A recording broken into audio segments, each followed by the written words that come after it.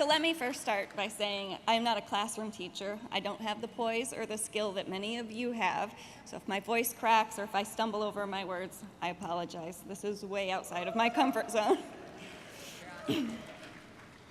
Let me say that it is truly the honor of a lifetime to be standing in front of you today. What's more is that I have the honor of representing my home and the community that I live in. I am sure that my home, Northern New York, is much like the places that you live in.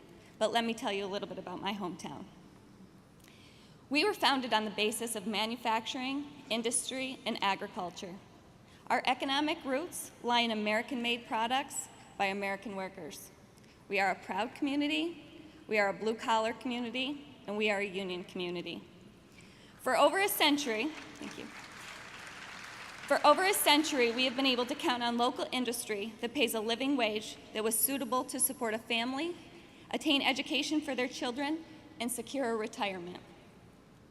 Northern New York has a spirit about it that is very difficult to describe, but it is one that I cherish, and I want to preserve that for my children and my children's children. More than anything, it is a feeling of gratitude towards this place that I call home.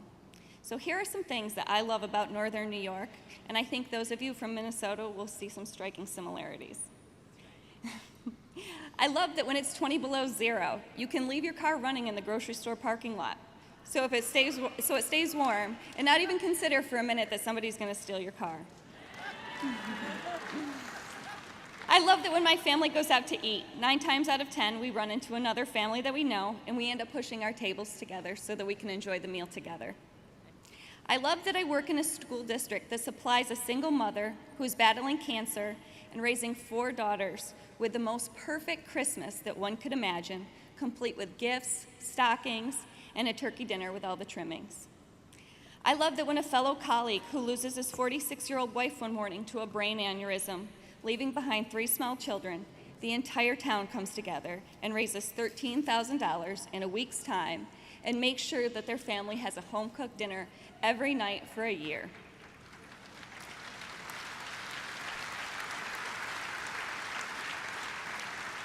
I love that when a senior at Massena High School, where I'm a guidance counselor, is dying from complications due to cystic fibrosis and then manages to walk across the stage at graduation this past year, the entire gymnasium erupts in applause and gives her a standing ovation. I love that we farm. I love that we race lawnmowers for entertainment.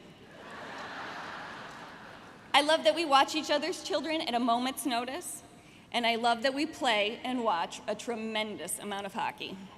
Yes. So when Alcoa threatened to pull out of the area and take 487 jobs with it, we did what we do best. We came together.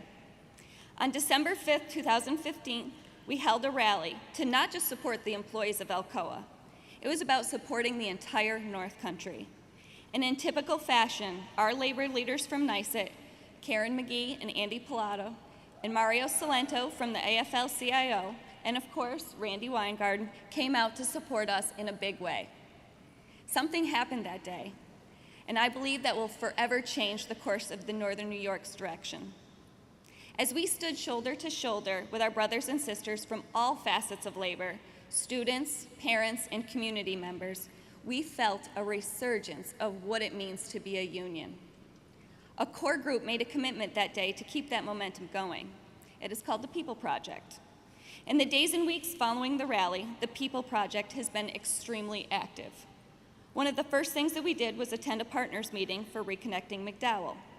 What we saw there was nothing short of remarkable. Hope was alive in an area that was once devastated by the consequences of the coal industry leaving. We were inspired and energized by recreating that same movement in Northern New York. In April, we honored our fallen brothers and sisters at a Workers' Memorial Day event where we showed A Day's Work, a film created to illustrate the importance of safety in the workplace. And just recently, all 19 school districts in St. Lawrence County collaborated, applied, and were awarded a Solidarity Grant from the New York State United Teachers. That grant will be the vehicle that will enable our locals to do the things that we know that our communities need. Thank you, Karen, Andy, Catalina, Paul, and Martin for your unwavering support of the North Country.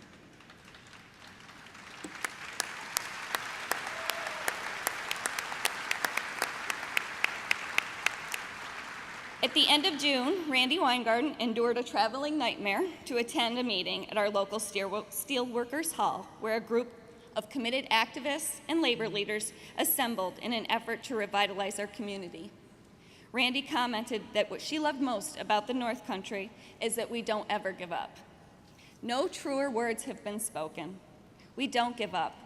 We lean on each other, we support one another, and we stick up for one another in good times and in bad. And as I looked around the room that day, I knew we were on the cusp of something that would be incredibly meaningful to the families of Northern New York. But more importantly, I believe that our example of coming together and standing tall in support of our community can serve as a model for other communities that are at risk of losing what they love most and what makes their hometowns special. It has become crystal clear to me. We are moving forward, and it is simply because we don't give up.